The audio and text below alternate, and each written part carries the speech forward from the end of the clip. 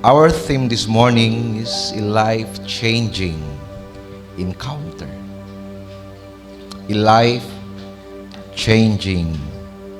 encounter.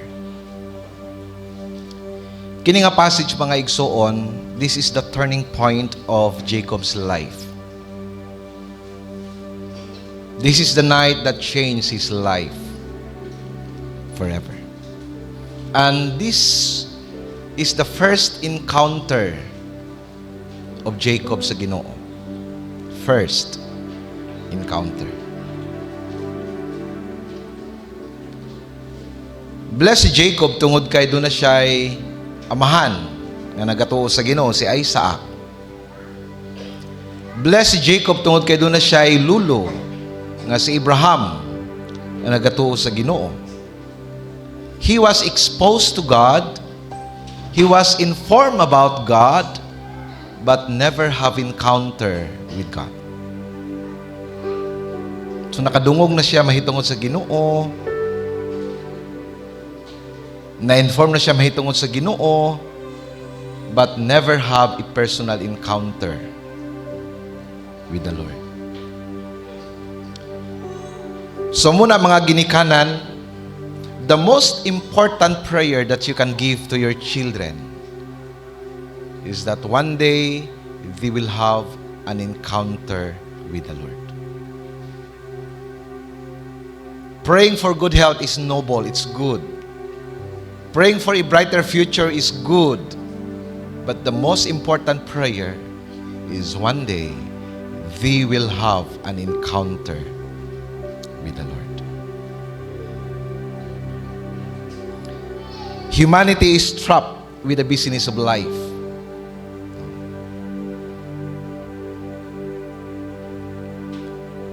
Working, worrying, hurrying, marrying, and then dying. Muni ang hulagwais kinabuhi sa tao. The sad reality is that kung imong tanawon, wala gyud sa picture ang Ginoo. At most, at best, optional lang ang Ginoo. Trapped in the business of life. Busy life, but empty life.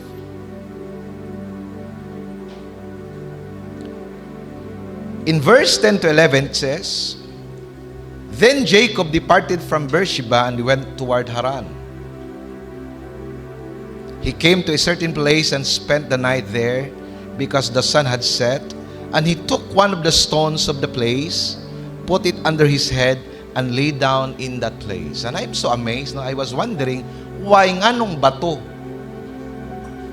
Nganong bato ang iyang giunlan? So literal gyud nga kini si Jacob gahi ginig ulo. Di man ka muunlag bato kundi kagahig ulo. Sakit kay na, no? And everybody will say, mga igsoon, pobre naman gid mi, pero wala pa ko kasuway o unlag bato. Ambot lang sa inyo, ha? Kung wala pa ka kaunlag bato, palakpaki siguro ang imong Ginoo.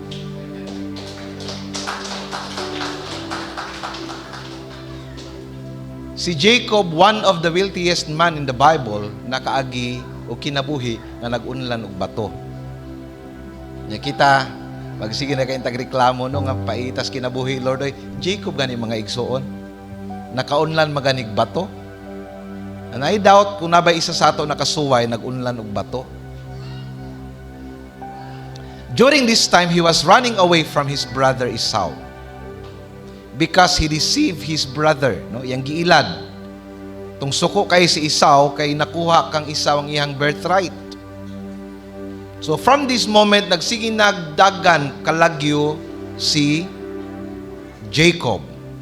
He was alone. He was afraid, no uncertainty of the future. But during this time, God met Jacob.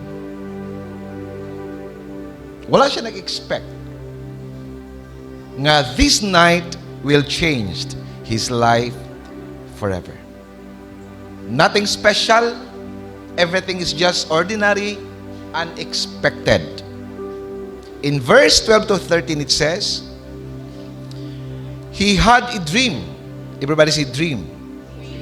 And behold, a ladder was set on the earth with its steps reaching towards heaven. And behold, the angels of God were ascending and descending on it. Doon ay mga Bible commentators nag-ingon nga this is a prophecy actually about the coming of Jesus Christ. No? Jesus is the bridge towards from heaven to the earth. So, gitanaw nila ni nga propesya, and I don't know, it's a prophecy or just a literal ladder nga nakita ni Jacob.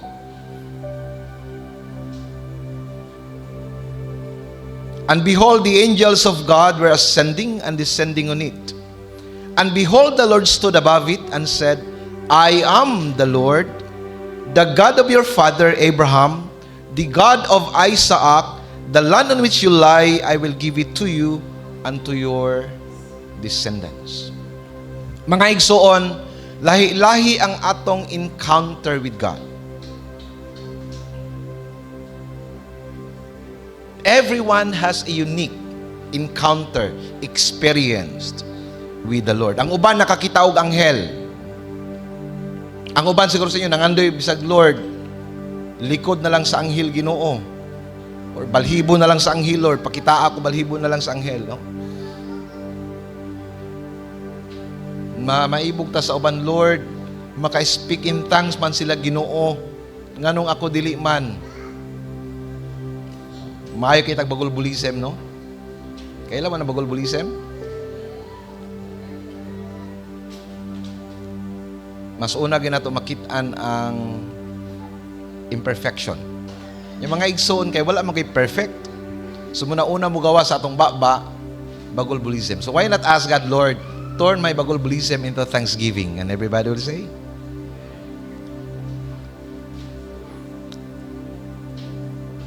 lahi-lahi ang atong mga encounter sa Ginoo, mga igsoon. Na ayaw i-compare ang imuhang encounter sa uban, Lord, inana po doon ako sama sa ilao.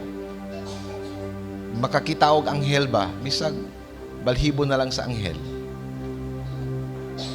Mga igsoon, it's up to God how He is going to reveal Himself to you. Ang uban damgo, sa ako, ang akong experience sa Ginoo, when I was dying, ang akong encounter sa Ginoo, di ginako malimtan. And that's why,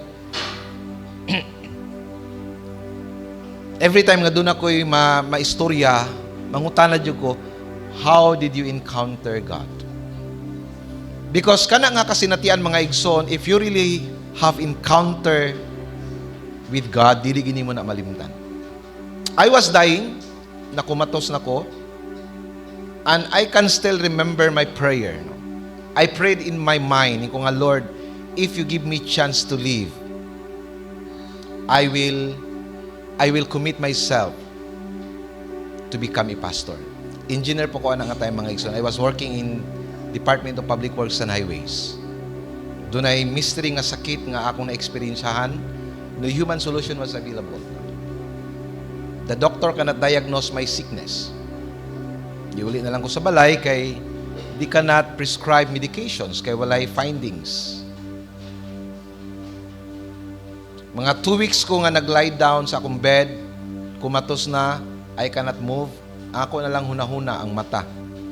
The last time I prayed, ko nga, Lord, if you give me chance to live, I will commit myself to become a pastor.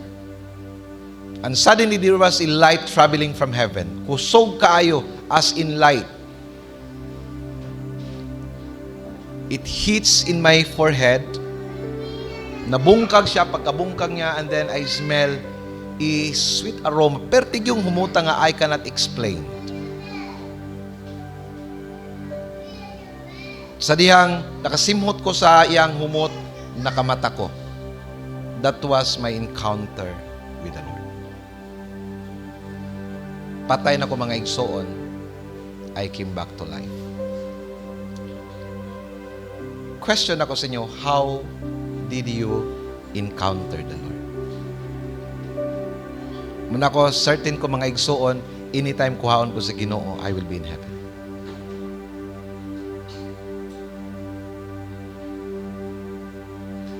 Take note mga igsoon, it was God who introduced Himself to Jacob. Walay plano si Jacob to meet God. Wala nag-ampo si Jacob. Wala nagsimba si Jacob. He was just sleeping. Everything is just ordinary. And then God introduced Himself to Jacob. Not just the God of his father, not just the God of Abraham, but God introduces Himself as His personal God. And everybody will say, mga igsoon, church is not enough. Bible study is not enough. Religion is not enough. Pakisiko sa imong katapat, you need to have an encounter with the Lord.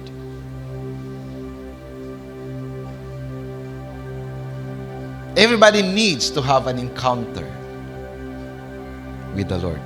Before ani mga igsoon, Jacob knew God as the God of his fathers, but not his personal God. Muna mga igsoon, ayaw tuguti nga ang pagtuo sa inyong mga anak hinulaman nga pagtuo. Mumong gining gituuhan nila ni Papa. Muning gituuhan nila ni Lolo. Ibarod faith. Mumong gining ang tinuuhan sa akong mga katigulangan. No. Do not allow that your children will have ibarod faith. Pray that you will have a personal faith in Jesus. And everybody will say, nga sila gin mismo maka-encounter sa Ginoo.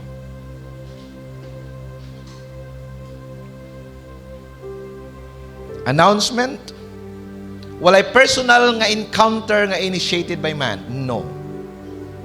Regardless how hard you will try. Bisag unsaon imong paningkamot igsoon, there is no such personal encounter nga ang nagsugod ang tao. No. Personal encounter will happen if God chooses to reveal Himself to you. And everybody will say, bisan pag maghilak-hilak ka, bisan pag magluhod-luhod ka, if God chooses not to reveal Himself to man, walay mahitabo igsoon. Now here is the catch. Why we are supposed to come every Sunday? Why? Because maybe that Sunday God will reveal Himself to us. Why you are going to take the opportunity to come to the altar every time nga dunay altar call? You just don't know mga igsoon that in the altar God will reveal Himself to you. And everybody will say, why you keep praying? Because you just don't know. Maybe one of your prayers, God will reveal Himself to you. And when a person have an encounter with the Lord, you will never be the same again. Waka kabalo mga igsoon, that encounter will give you healing. That encounter will give you wisdom. That encounter will give you breakthrough. And everybody will say, you just don't know. And that is why we keep coming to the church Sunday after Sundays, waiting for God to reveal Himself to us. Lord, ipadayag ang imong kaugalingon sa amin. Regardless unsa ka maayo ang atoang worship team,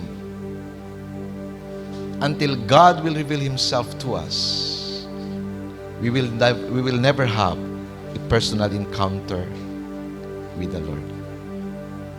Mga igsoon, even accidental worship. Pastor, naghatod naman akong biko, kasimba na mahinuong ko. Kato ba yung panahon na, Pastor? Motong adlaw na luwas ko. And everybody will say, sunod-sunod naman ko itong dalaga nga gwapa. Nisulod magsimbahan, labi man akong dili simbahan, Pastor, labi man akong mall. Nisulod po ko, pagtanaw ko simbahan, man di ay, nilingkod na lang ko. Pero you know what, Pastor? Kato nga moment, nakadawat ko sa Ginoo. And everybody will say, why you keep inviting? Because you just don't know. During that invitation, God will reveal Himself to that man ug maluwas ng tawhana. And everybody will say, Amen. Tanaw na ito, ikson, mga aksidente lang, pero walay aksidente sa gingharian sa Ginoo. Isulod ko, Pastor Abi, mo na kong hotel inyong simbahan. Mag-check-in nanda ko. Pag abri, uy, simba man day ni. Mauwawan man kumugawas, lingkod na lang ko. And everybody will say, dahantag mga inalang istorya, mga igsoon. Sinugdanan mga bata na pugos lang gitin taon. Kay mamunal man si mama. Pugos ay ko sa una, Pastor. Pero you know what, Pastor? During Sunday school, dito na ako nadawat si Jesus Christ. And everybody will say, that is our motivation. Why you keep bringing your children to the church? Because you just don't know. One of the Sunday school, dito siya mudawat sa Ginoo. One of the sermons, dito siya makadawat sa Ginoo.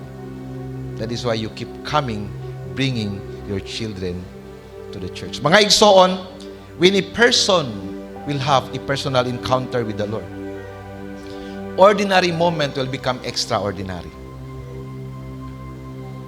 Natulog lang si Jacob.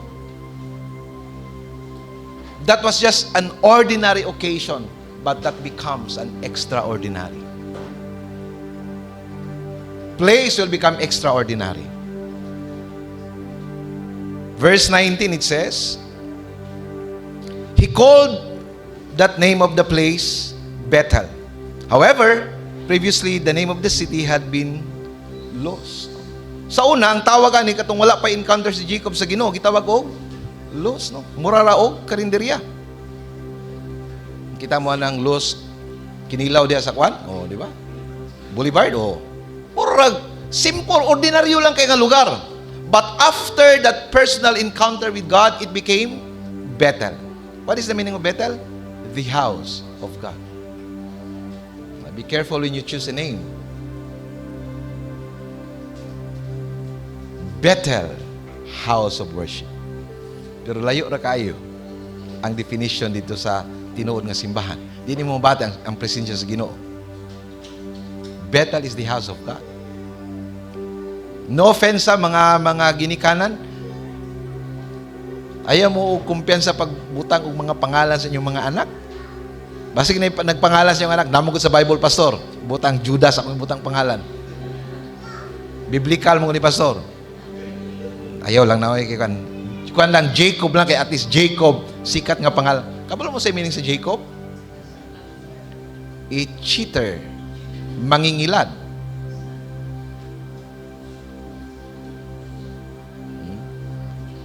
Diha lagi ko ang word nga hakug, no? Ang hakub. Cheater. Tikasan, mangingilad. Mo na ang meaning sa word nga Jacob. Kabulo ba mo?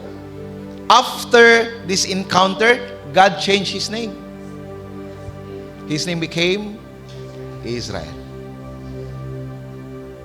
Pag ang tao maka-encounter sa Ginoo, you will never be the same again. And everybody will say, kung nagsita pangutana, Pastor, maluwas ba ang tao pasubisag sige himo ingon ani igsoon?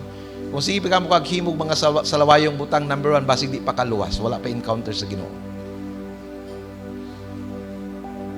Because ang tinud-anay nga maka-encounter sa Ginoo will have a changed life. And everybody will say, that is why our prayer, Lord, may I have a personal encounter with you. Verse 16 says, then Jacob awoke from his sleep and said, surely the Lord is in this place and I did not even knew it. Wow.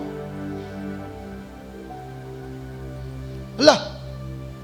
Naman di ang presensya sa Ginoo aning nga dapit, wala man lang ko kabalo. Sayang atong notion, no? Wala ginako na bati ang presensya sa Ginoo sa simbahan, Pastor ba? Igsoon, God is everywhere. And everybody will say,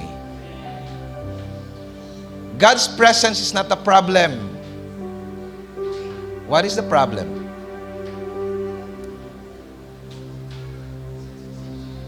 Your sensitivity of the presence of the Lord is your problem.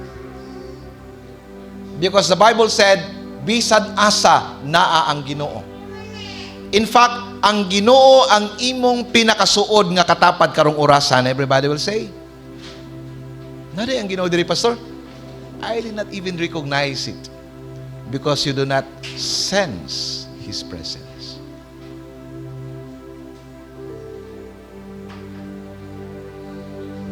O pila ba sa ato mga igsoon naka-experience ani? Makaingon na lang ta nga, karon ba ko nakasabot ba? Ngunit itong nahitabo to sa una kay mga pamaagi dito sa Ginoo para maabot ko dinhi. Karon ba ko nakasabot? Nganong gitugutan sa Ginoo ang akong balatian?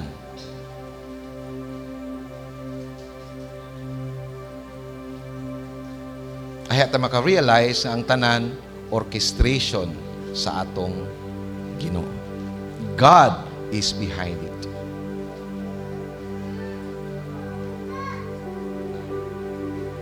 Igsoon, kung dili magpadayag ang Ginoo sa imo, you will never feel the presence of the Lord. Si Dodong ug si Karen nagtapad. Pwede nga nabati ni Karen ang presensya sa Ginoo, Dodong wala nakabati sa presensya sa Ginoo. Why? Nagpadayag ang Ginoo sa kang Karen, wala nagpadayag kang Dodong. And everybody will say, unang matinga mo, naghilak-hilak na si Karen, niya si Dodong at chismoso, unsa man siya, uwi man ni kaayo eh. Uwi man ni kay si kuano eh. Kaya nga naman, wala man mo na feel ang presensya sa Ginoo because God did not reveal Himself to you. Ang atong hunahuna manggod nga, dapat ko na feel niya, o dapat ko na presensya ang Ginoo, dapat na feel po na ako, no. It is a personal encounter. Doon ay mga panahon, it's a corporate encounter, kitang tanan makabati, pero kasagaran, it's a personal encounter. Verse 20. Then Jacob made a vow, saying, if God will be with me, if God will keep me on this journey that I take, and if God will give me food to eat and garments to wear, if I return to my father's house in safety, yang saad, una niyang saad, then the Lord will be my God. Si kanyang asad, these stones which I have set up as a pillar will be God's house. Ikatulo niyang asad, and of all that you give me, I will surely give you a tenth. Ang saad ni Jacob? Siya nga, Lord, unang saad, you will be my God. Ikadawang niya nga saad, this place, Lord, will become a place of worship. So siguro, butangan to o kung sa atong panahon karon butangan nimong simbahan para mahimong dapit sa pagsimba. So munang saad ni Jacob, ikatuloy siya nga, sa tanan nimong ihatag sa ako Ginoo, I will give you my tithe.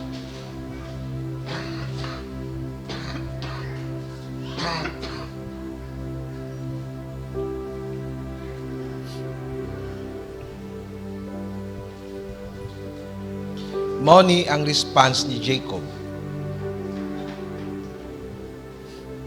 sa gisulti sa iya sa Ginoo. Unsa ang gisulti siya sa Ginoo?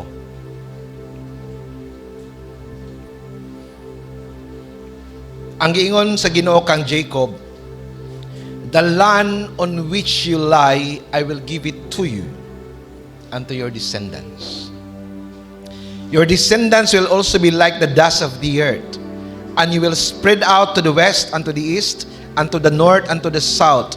And in you and in your descendants shall all the families on earth will be blessed. Muning gisaad sa Ginoo sa iya, behold, I am with you, will keep you wherever you go, and will bring you back to this land. For I will not leave you until I have done what I have promised to you. Muna ang salamat kay Dexter. Muna ang saad sa Ginoo kang Jacob. Dili takabiyaan hangtod dili matuman ang tanang gisaad ko kanimo. Ang Dios ang unang misaad kang Jacob. And then Jacob also made a vow before God. Saad siya nga, Lord, kung mahitabo, Lord, ang tanan nimong gisulti sa ako. Una, I will serve you as my God. Second, ingon siya, this place will become a place of worship. Third, I will give you my tithe. Question mga igsoon, kumusta ang atong mga saad sa Ginoo? I know matago sa sato doon na tayo gisaad sa Ginoo. In one way or the other, you have made a vow before the Lord. Lord, maayo lang niya akong anak Ginoo sa balatian, ihatag ginako akong tithe. Kumusta nang saara sa Ginoo? Lord, madawat lang ko aning trabaho Ginoo. Mga lagad ko sa imo. Kumusta nang saad igsoon?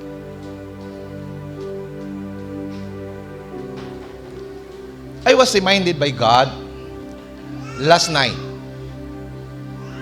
Doon ako isaad sa Ginoo. Ang saad na ko sa Ginoo mo ni, Lord, kung imo kong tagaan og sakyanan, ang akong sakyanan ihatag pud nako sa pastor nga nagkinahanglan. That's my vow before God. Nakarealize ko muda hindi mahalin-halin ang sakyanan, no? Because I made a vow before God.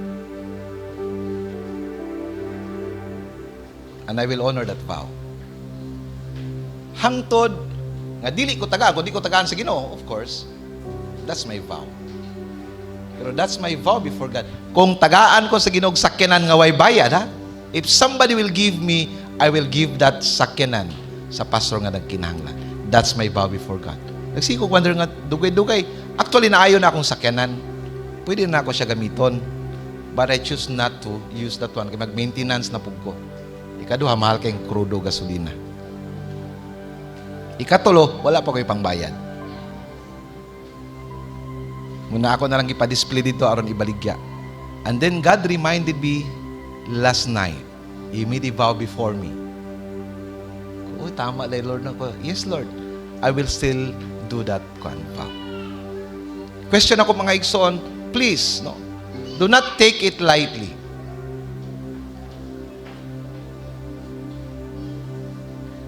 Ang vow mga igsoon, God is opening a door of opportunity sa imo to be blessed.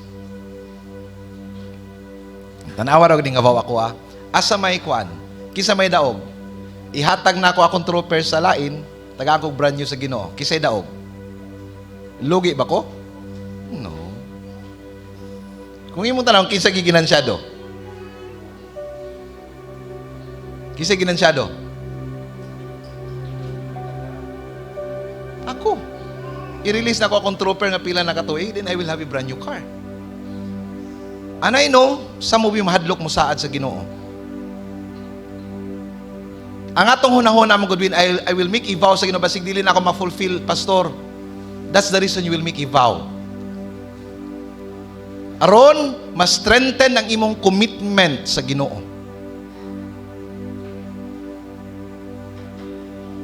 Mas strengthen ang imuhang pagpangalagat sa Ginoo because you made a vow. When you make a vow before God, you are actually inviting God to become your partner. And everybody will say, Lord, tagay ko trabaho Ginoo nga maka-earn ko inani kada ko Ginoo. Mag-donate ko lechon sa Thanksgiving.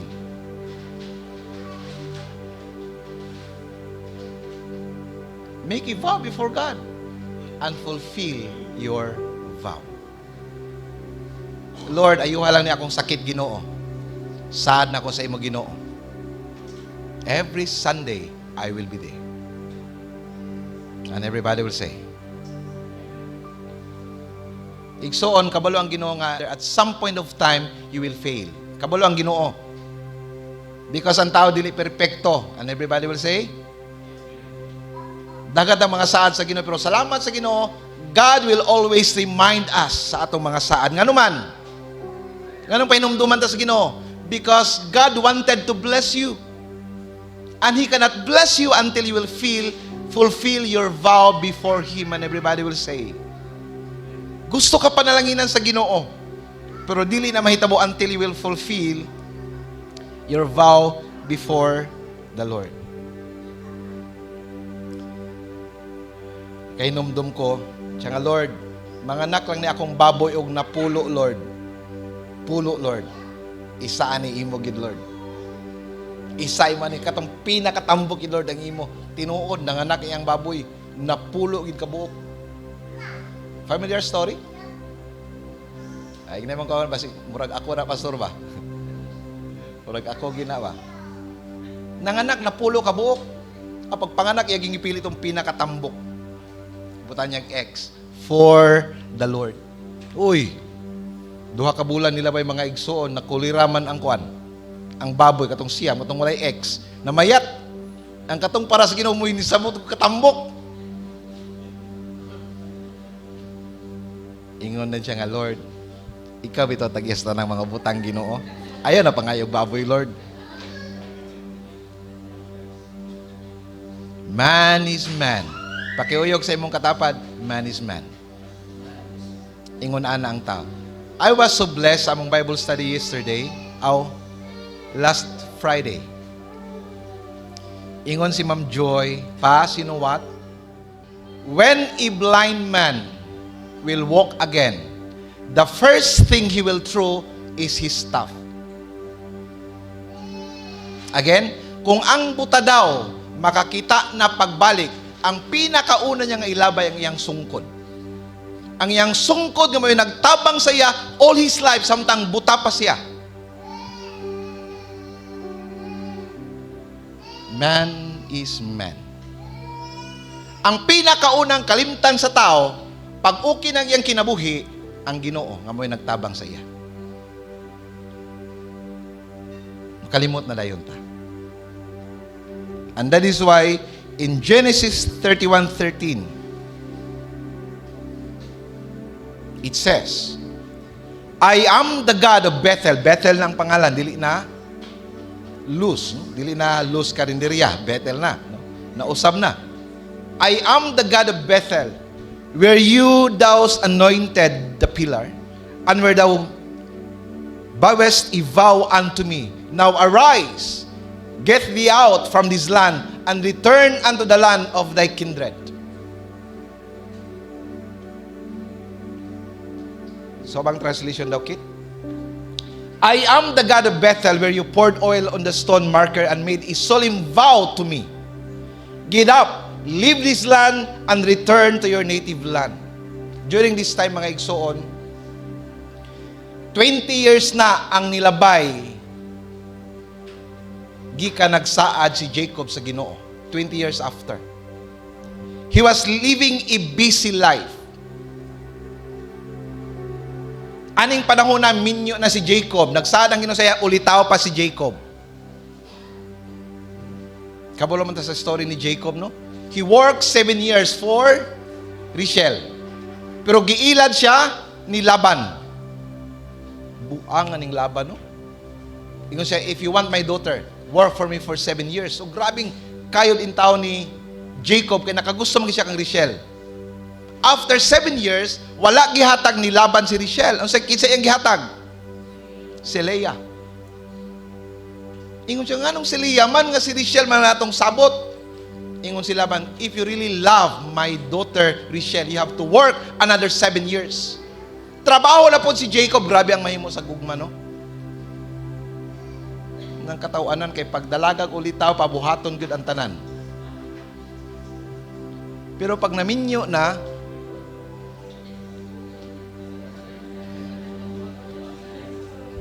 another story, before I will forget this one, another story. Katong nagsakit yang asawa, ang yang prayer sa Ginoo nga, Lord, ayuha lang nga akong asawa, Ginoo. Alagaran ginako akong asawa pag maayo na, Lord. Dili na ginako siya pasagdan. Uy, giayo sa Ginoo. Pagkaayo sa iyang asawa, ingon na iyang asawa, dong, may pa itong nagsakit ko, dong, kaya imo pa kong ginakaliguan, karon nga maayo na ko, dong, imo na lang kong ginapasagdan.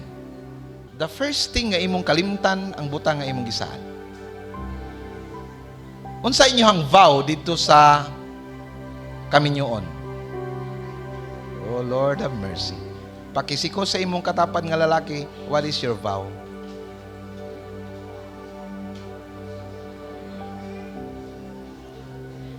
For worst or for better, for sickness and in health, till death do us part.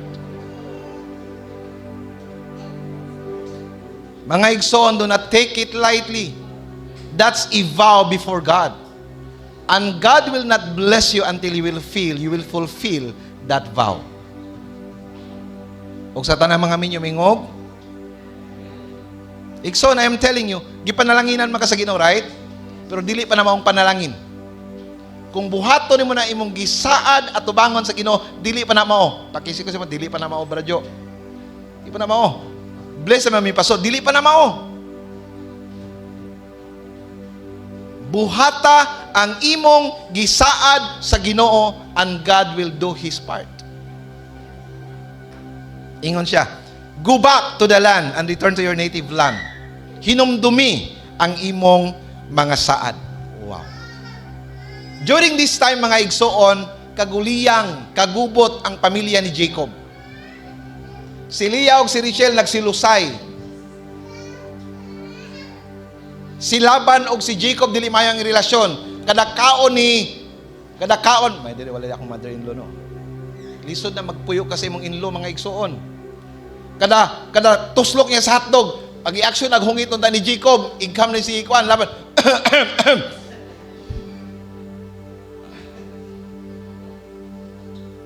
Mukuha unta si Jacob kaning gatas nga angkor kay mo timpla. Ingon na si Laban, tag 500 ang kuan na ang kuan lata.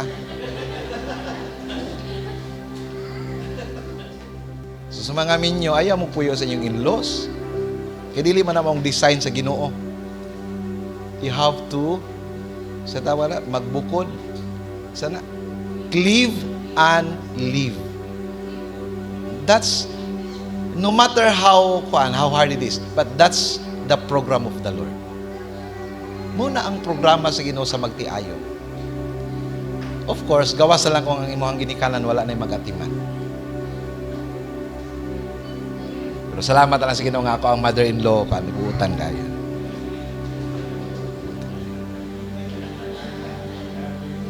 Buutan, naraba si iya basig musumbong nito, tira ka ni kuan nito, tay-tay dito la. Tingala ko na si mama lingko na rin, naon. And everybody will say, so gubot ang yang kinabuhi, mga igsoon. Now, mo ni ang gusto nako isulti, point out. Pag dili nato kanang buhaton ang atong gisaad sa Ginoo, ang atong kinabuhi magkaguliyang. During ani nga time, daghag kwarta si Jacob. He was so blessed materially. Grabe ang panalangin sa Ginoo, pero kaguliyang, kagubot ang iyang kinabuhi. Muna ingon ng Ginoo, Jacob, I wanted to bless you, but I cannot bless you until you fulfill your vow before me. Later, after this one, nituman si Jacob, niuli siya balik dito sa Bethel. Og dito giilisan sa Ginoo ang iyang pangalan og Israel. From Jacob to Israel. From a deceiver to become, what is the meaning of the name Israel? God's prince. Prinsipe. Wow. Gikan layo kay no? Mangingilad, niya gitawag na karog, anak sa Ginoo. Oh Lord of mercy. You will never be the same again. Iksood, kalimti ng tanan, ayaw lang ni kalimti. Daghan sa ato gusto og destiny. Pero nakalimuta that our destiny is connected to devotion. What is devotion? Pagseryoso sa Ginoo. Gusto tag panalangin, pero dili ta seryoso mga lagad sa Ginoo.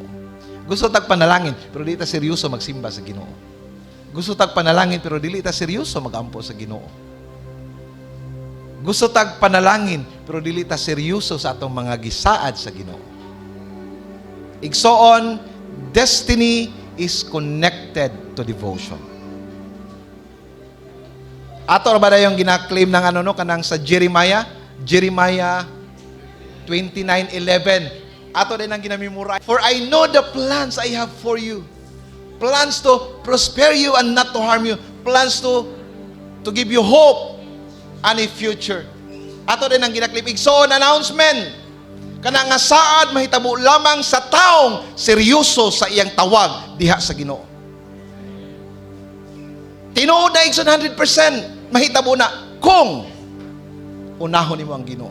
Kung seryoso ka sa imong pagpangalaga sa Ginoo. Your destiny will be fully unlocked if you have a personal devotion before the Lord. Louie, dili pa na mao ang padalangin sa Ginoo. Dili pa na mao. That is just a tip of the iceberg. Kana inyong natagamtaman karon, tumoy na, di pa na mao. I am challenging you, make a vow before God. Lord, maklose lang nako ning ako ang Ginoo, palitan ako sa sakyanan si Pastor Olan. Sulti ko kay para magluduhod ko kapil. Luduhod ko Sulti ko, nakoy kan pastor ba? 10 million ni pastor. Maklose na ko ning adil pastor. Luduhod ko kapil And everybody will say, maklose lang na ako ni Lord. Hallelujah. Challenge karon mga igsoon, go back to your Bethel. Pakiuyog sa imong katapad, go back to your Bethel. Hinumdumi ang mga butang nga imong gisaad sa Ginoo.